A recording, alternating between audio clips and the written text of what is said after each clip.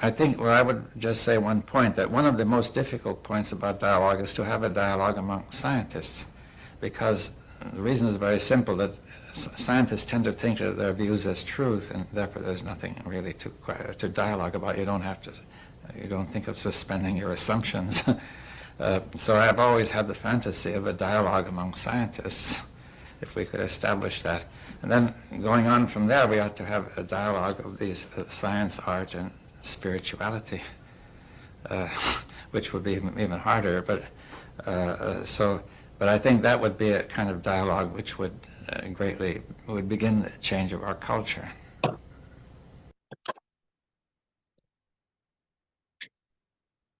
Good afternoon. My name is Maurice Van Rooijen from Minds Amsterdam. It's an honor to give a presentation at the Future Design 2023. I've been working on and off with Professor Tatsuyoshi Saijo for during Corona, so for 2-3 years now. I'm the coming 15 minutes. I will take you on my view on future design and with some experiment, which I think would be nice because really doing things is also very nice. So my name is Maurice Van Rooijen. I'm a Generation X, born in 1969. Our target audience with the young minds is below 0 and up. So we tend to think about the future, but not without the current generations, especially the generation in the workplace. So we tend to listen to all the things that are going on, but we also tend to talk with younger people and with all generations, but definitely younger people, and to have some dialogue with them. That's why I started with David Bohm about dialogue, and I think this is really important also to have dialogue among scientists.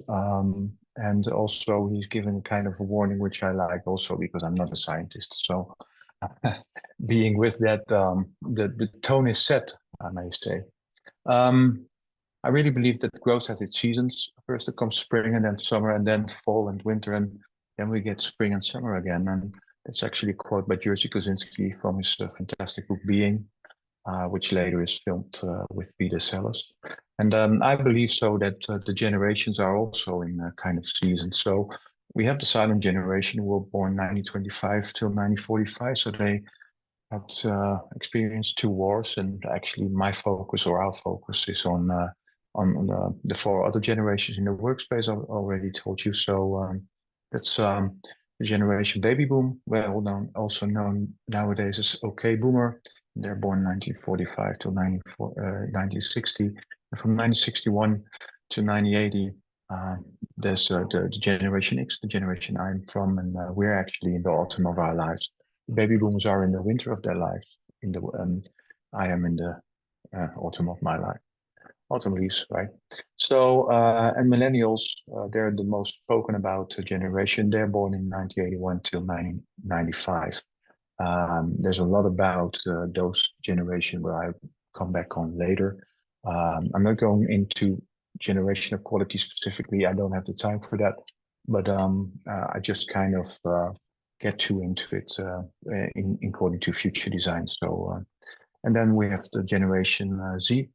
They're born in 1996, and people don't have an end generation, but actually they're born till 2010. There's a new generation coming up, and as you can see, the most of the leaps are 15 years, and I think we have to be certain that actually the leaps will become shorter, and maybe next generation will start in every 8 years. So, but this generation is quite specifically, they talk really international, really English, and they won't want to be a side character. They want to make life the way they want it. So that's a nice message from this student, which actually is my daughter.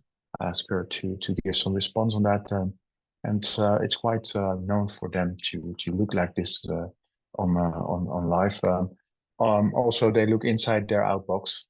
I see it a lot of times. They're making pictures like it on Instagram or TikTok or whatever. And that's kind of different with the younger generation, which is now born Generation Alpha. They're kind of outside their inbox all the time because they are very well formed with the technological advantages, and it's also the generation who doesn't think it's strange that they're totally monitored every day. It's actually maybe a generation's problem that we think we don't have to be monitored, but they don't know better. So they won't object when they're older, probably. And if they object, well, they already tend to live this life. So it's quite an interesting generation, this generation coming up. And this generation is also determining the future of not only for us, but also for the future generations. So, well, what I want to say is, I like Art Blakey, another idol. Yeah, I'm going to stay with the youngsters, and when they get too old, I'm going to get me some new ones. So, I'm not maybe like that, but I think it's good to keep the mind active and to keep on following the rhythms of the seasons that we tend to meet. So, looking at that with a different perspective or different pair of glasses, actually, you can never change the fighting existing reality by fighting it. To change something, you have to build a new model that makes the existing model obsolete. Actually, that's what Mr. Fuller said, a well-known architect. I think you don't have to build a new model to make the existing model obsolete, but I think you have to respect the existing model. But and then at what time maybe it shows it will be obsolete, but till that time it has a lot of value and a lot of knowledge and wisdom, which we need to move forward. So I'm going to ask you for the next 10 seconds to look really good at this picture.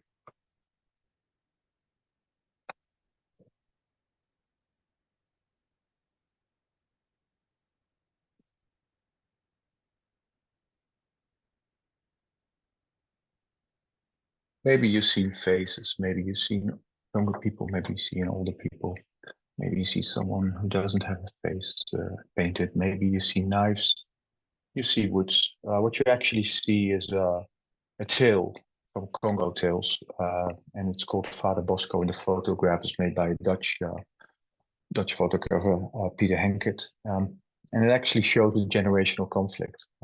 At a certain time in the tale, the youngsters in their village, they thought they could do it themselves, so they killed all the older people, older men. Actually, they kept the woman. They killed all the older men and thought they could do it themselves, except one boy, and I think you recognize it on the picture. One boy, he put his father in the woods, and he wasn't discovered, so he lived, and they were partying for quite some time, and then people began to get ill and they didn't know solution. So he went into the woods and asked his father for a solution, and he came back with a solution. So, and then after a few weeks, a young woman and her baby were attacked by a snake, and her father had to come out the woods because he saw it and killed the snake. And then actually the younger people, the young guys in the village, they felt really bad and miserable that they killed their parents or their fathers. And they united, and they also got insights on how they could use each other's qualities with a hard lesson, of course. But, well, what the NS need to say, we did the younger generation tend to think they know everything, but it's difficult to know everything. We know that when you get older, but they get a lot of data to their thoughts. I mean, there's so much digital, but also so much accessible nowadays.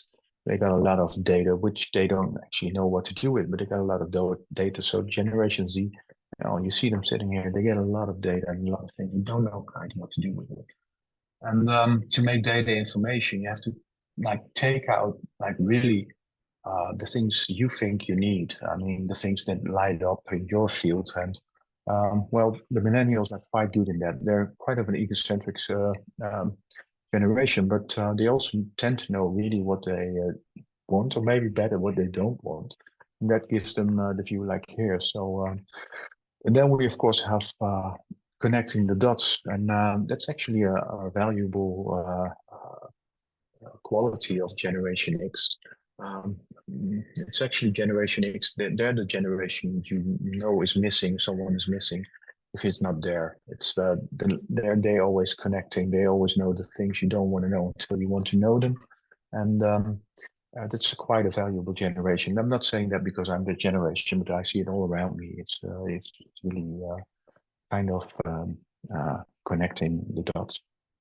Then we have generation baby boom, the boomers, okay, boomers, and they are really into having expertise or wisdom, maybe, because they're older. They tend to have a lot of experience, and they really want to share it one-on-one. And I think nowadays we also have to agree that sharing the knowledge is also something the younger generation can really do, sharing their expertise on what they get on their schooling, because at school they got a lot of technologies with the older generation, especially the baby boom generation, isn't quite comfortable with. So there's kind of a reverse mentoring going on. It's not only the baby boomer taking the youngster, but it's also the youngster who can take the baby boomer. And you see that in a lot of traditional companies, it's hard to work with that.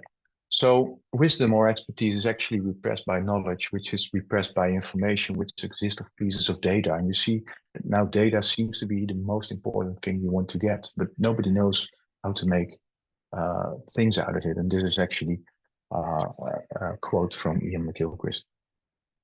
So in order to bring the future further, we have to combine all of generation in one orchestra, one big orchestra, where the millennials can sing like a tenor, and the generation X can play all the music instruments and can be led by baby boomers, maybe. It's not maybe modern to say that, but I think there's kind of a value to that. And Generation Z is looking how they make music and dancing on it. I think it will be a hell of a party to move to the future on that. So looking at that as a working form is you take the senior, like with his expertise, and then the information of the junior and the data, and then the knowledge of the media. If you combine that, you can really take the good points you need to know in front. And this kind of musketeering is quite a working form we use. So that's why I want to share it with you. But management is not only doing things right, leadership is doing the right things, which is actually totally different, right? So I think this quote says it all. And work of Schopenhauer's, he says, when you reach a certain age, and he wrote this when he was in his 60s or so, and look back over your life, it seems to have had an order. It seems to have had been composed by someone. And those events that when they occurred seemed merely accidental and occasional and just something that happened, turn out to be the main elements in a consistent plot. So he says, who composed this plot? And he said, and just as your dreams are composed by an aspect of yourself of which your consciousness is unaware, so your whole life has been composed by the will within you. Then he says, just as those people whom you met by chance became effective agents in the structuring of your life, so you have been an agent in the structuring of other lives. And the whole thing gears together like one big symphony, he says, everything influencing and structuring everything else. And he said, it's as though our lives were the dream of a single dreamer in which all the dream characters are dreaming too, and so everything links to everything else, moved out of the will in nature. It's a beautiful idea. It's an idea that occurs in India in the image of what's called the net of Indra, or the net of gems. It's a net of gems where every gem reflects all the other ones. nice interview with Joseph Campbell, author also from The Hero with a Thousand Faces, which I can recommend. So actually, I use Joseph Jaworski to kind of make it smaller what Joseph Campbell trying to say in that longer interview, that we are all connected and operate within the living fields of thought and perception, and that the future really can be shaped. So I get back on that one later on. What are the obstacles on stepping into the future? Maybe that's good to share that with you, because trend watching is one of them. Trend watching is, of course, kind of future design, but also on short term, it really looks at the chances, the opportunities for businesses, and they are looking for that. So TrendWatch is giving the businesses opportunities on short term, which they think they can make money of. And also the time prognosis is quite of a hesitate. In 5 years, we're going to be, I know we're going to be there and there. I remember about 10 years ago, I was working, we're talking about 2030, and it looks far away, but it's not so far away now anymore. So giving it time prognosis is actually an obstacle for stepping into the real future, like we do with future design. And also the quantification is kind of a problem. We always tend to want to quantify things, and sometimes you're not ready to quantify things already. And that's maybe also we focus more on outcome than we like really want a beneficial result for future generations. So and of course, well, we're all human. We tend to mirroring the past, and to get away from that, you need to really practice hard to have a future insight, to have a future view. So if we took this one, model of catch, push and pull to the future, if you push of the future is tend to go to trends, issues, and unexpected events. And when we look at a study of the Copenhagen Institute, there are an animal kingdom or unexpected events, which I thought was really nice to bring here, like the black elephant. Someone how likely and widely articulated events that are rejected as unlikely and ignored by the society until they actually occur. And also another unexpected event is the black swan, events totally outside and way beyond our observations, which seems impossible until they occur. And then we say, oh yeah, I thought so, or yeah. So then the black jellyfish, things we think we know and understand, but which turn out to be more complex and uncertain than we expected. So maybe that's the most difficult one. The black swan, I wrote a book about from Taleb, I forgot his name now, but that's a quite interesting book to read. As you know, I'm Generation X, so I give you the things you don't want to know until you want to know them. So it's stronger than me then doing that. So sorry for that if you think what give all the kind of tips I don't need. So looking at that, again, to the push in the future, you see that there actually data analyzes customer experiences and business intelligence, and it's all measurable. So maybe you don't get really in designing the future. You are like moving in some kind of future-ness. And then the pull of the future, you're ambitional and transitional, and you look more to emerging.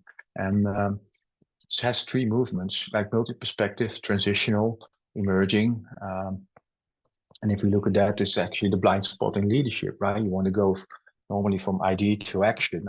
It's in Dutch, so it's from my book, and the book isn't in English yet. So, and from process to result. So, but we tend to forget the passion, the heart, actually where it,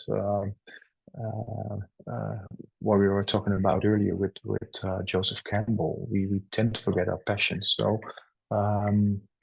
that's something we need to learn if we don't want to do things that will be beneficial for all. So looking at that, what's next? Well, I think the next agenda will be next. You cannot connect a group to operate as a single intelligence, or you cannot do these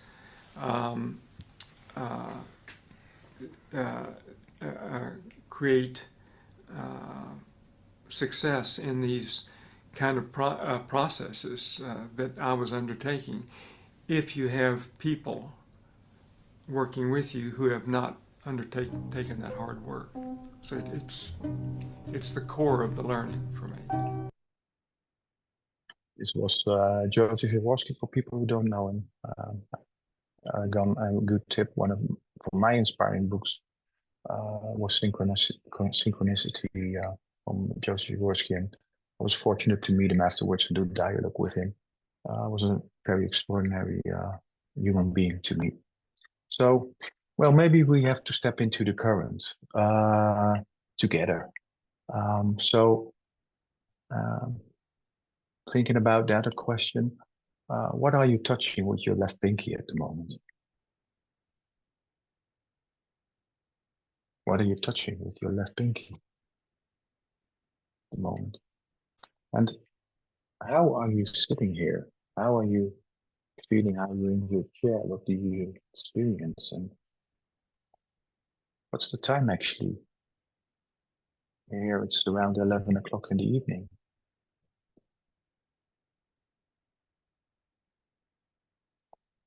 So thinking about that, and you all said that everybody in the future will be famous for 15 minutes. I almost lost my 50 minutes now. I'm always finished with my presentation, and I want to end it actually together with you. Which I want to ask you if you could look at where you're sitting at the moment, and it will be possible to stand up, and will it be possible to move around? If not, would you kind of watch that you maybe can do 2 steps ahead from the point where you're sitting now? And if so, I hope you're ready to start. If you don't want to join, that's okay. But I just want to do an experiment on future design, which I did before with Professor Saijo. And I would be nice if you want to cooperate with that. So let's step into the future together.